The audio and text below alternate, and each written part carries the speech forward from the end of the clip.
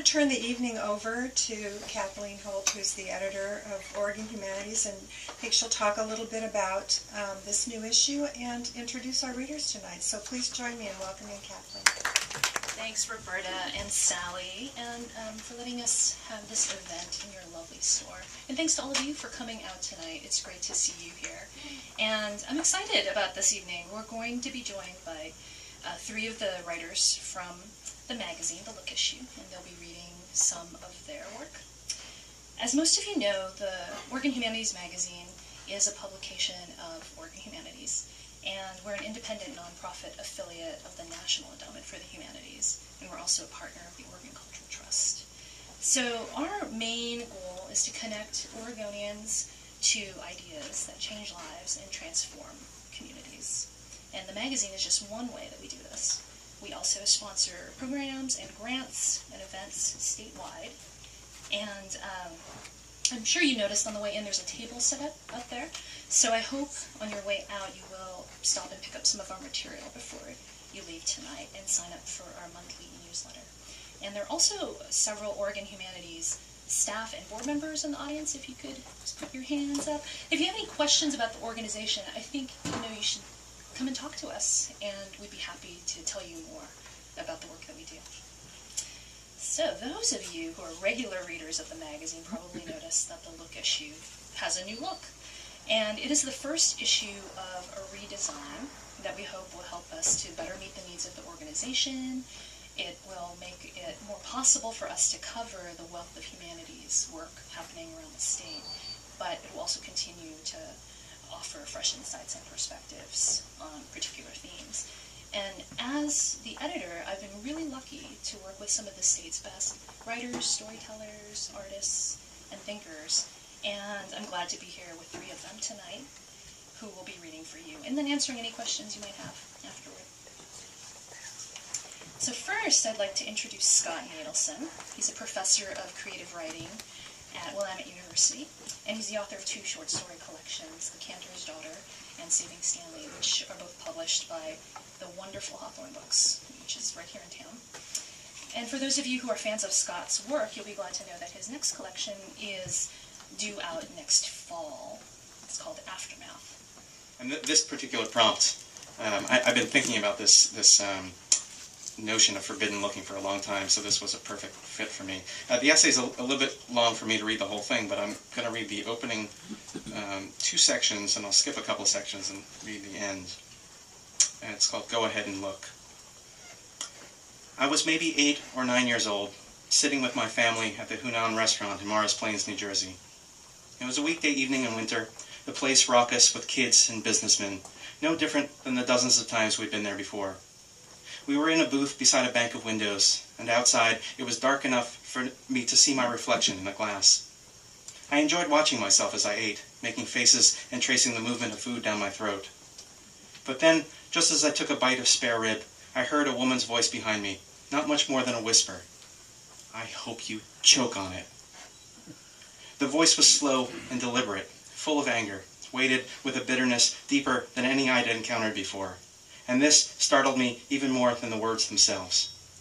For an instant, I was sure those words were directed at me, though I had no idea how I might have provoked them. I was sure, too, that I was the only one who'd heard them, the only one capable of hearing them, as if they'd been spoken directly into my ear, or only within my head. I chewed carefully and swallowed. But then beside me, my brother snickered. My father looked up, blinking, and my mother glanced over my shoulder with an astonished, stricken look, her jaw clamped on a mouthful of food. Not only had everyone heard the voice, I realized, but it had nothing to do with me. And for some reason, I found this so disappointing that I set down my rib and began to turn. Mind your own business, my mother said, but it was too late. All right, next up is Greg Nokes, who is here to read from his book Massacred for Gold, The Chinese in Hell's Canyon, published by another excellent local publisher, OSU Press. I was looking for an article about Oregon history for this issue and stumbled upon Greg's book, and we were lucky enough to get an excerpt of it for the magazine. And the piece that we selected, well, the entire book is about a search for details about an event that has been forgotten for about a century. As a journalist with more than 40 years of experience, Greg is well trained in sniffing out stories and following leads. And I've personally found journalists to be first-rate humanities scholars because they're so good at starting with a question and then exploring it from many different angles. Thanks to Greg's reporting about the Hells Canyon Massacre, the site is now formally designated as Chinese Massacre Cove. Here's Greg to read from part of his book. In this book. One is it's a story about a massacre of 34 Chinese gold miners in Hells Canyon, a crime that was covered up for a long, long time, more than a century. It's also a story about my story of how I got the story. And the third component is the story of the Chinese, why they came to the Pacific Northwest, what they did, how they were treated, and what became of them. I'm going to read a little bit from a chapter called The Secret Keepers. And this is not the segment that's in the magazine. You can read that one in the magazine. But this is my favorite chapter. And it's about two elderly women who lived in Wallowa County in northeastern Oregon, whom I was told knew about the massacre if they chose to tell about it. And I've now contacted, by the time of this chapter, I've contacted them both, and they've been reluctant to talk about the massacre.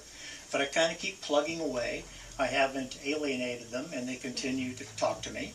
And shortly before I retired from the Oregonian in 2003, I called one of the secret keepers. I called them Marjorie Martin, and said, I'm about to retire and just wanted to tell you hello and see how you're doing. And she said, I can talk to you now.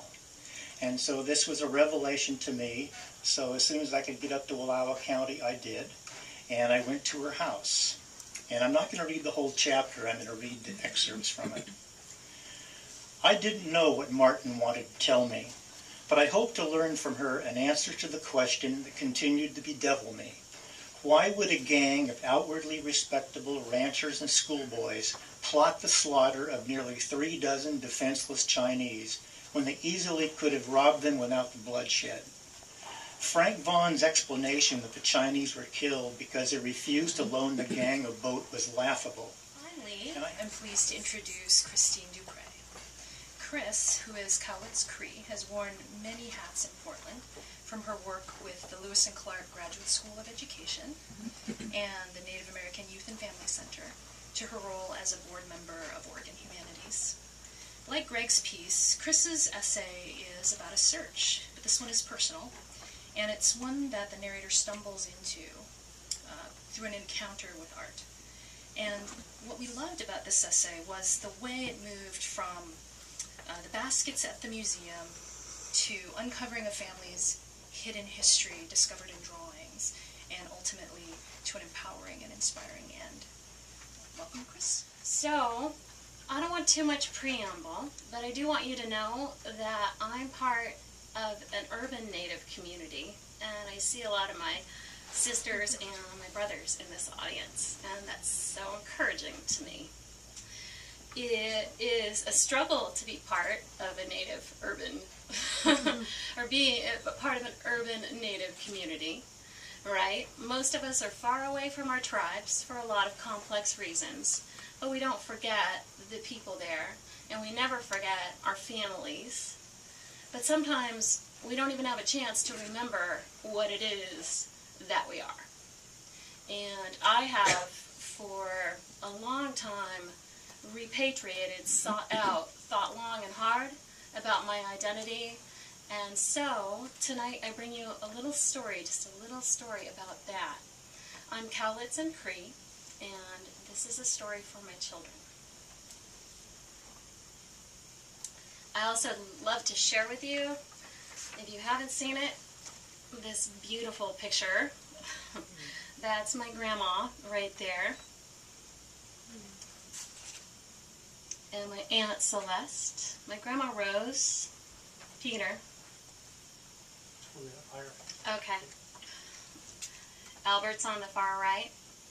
And I'm forgetting, oh, it's Marguerite, the oldest, the most kind of august looking. And they look fairly miserable in those clothes. But but they're miserable clothes, you know.